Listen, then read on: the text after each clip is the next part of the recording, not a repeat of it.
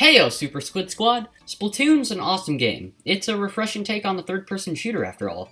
But, to be honest, it's not perfect. Which is why today I'm going to be talking about why I hate Splatoon.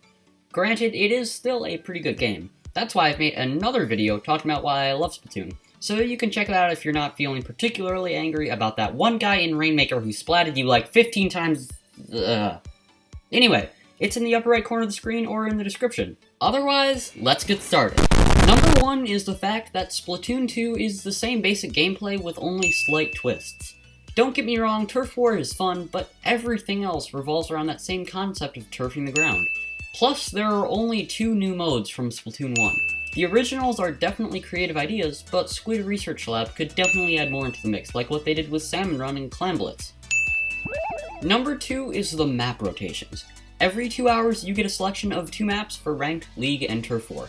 That's not too bad, but not only do the maps change, but the modes do too. Sometimes, if I'm in the mood to play Clam Blitz, I either have to find someone to play League with, or wait more than 6 hours for it to become available. And since each ranked mode only gets to choose between 8 maps monthly out of the 22 maps total, I might have to wait 3 months to play my favorite map in a particular mode. And we haven't even started on Salmon Run. And guess what number 3 is? It's Salmon Run. The mode's great, but why can't I play it whenever the heck I want to? Back when the game first released, Salmon Run was open like once every 24 hours if you were lucky. Now Nintendo has remedied this, making Salmon Run shifts having less than 6 hours downtime, but it's still frustrating to see that Mr. Grizz isn't hiring when you finally got 4 people together to play. If you can get them together in real life, Salmon Run is always open on LAN, which helps a little, but that's still really annoying. But even with that change in the schedule, Salmon Run is still pretty difficult to play. You can't have an online private battle like you can with the Shoal, where you can choose maps, difficulty, and even your weapons. Number 4, Inkopolis Square is super boring. Everything in it can be accessed with the menu, which is so much easier and faster. It's kinda useless when you think about it. Plus, the shops in the square are out of order.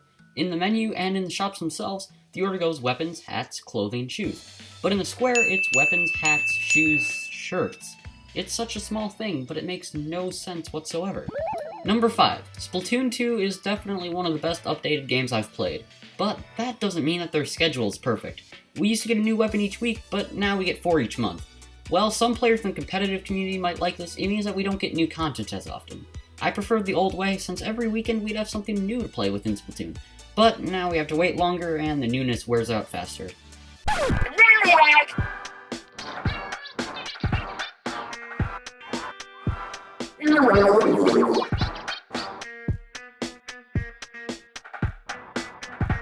Yes.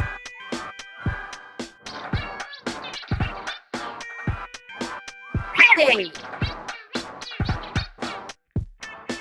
Number 6 are these little plastic figures called Amiibo. They're cool to look at, but they don't really do much. Scanning them in is really satisfying, but beyond that they're just glorified loadout save slots that cost 50 bucks a piece.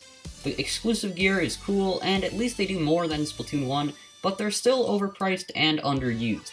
You can't even use Amiibo from outside of the Splatoon series at all. Number 7 are the single-player modes. There's basically nothing left once you've beaten them except to do stages you've already done. It would be nice to have more offline things, since with the Switch you could take it on the go. Make a single-player Salmon Run, bring back the arcade games from Splatoon 1, heck, add another Horde mode. The Switch's main selling point is its portability, but right now Splatoon doesn't really make much use of that.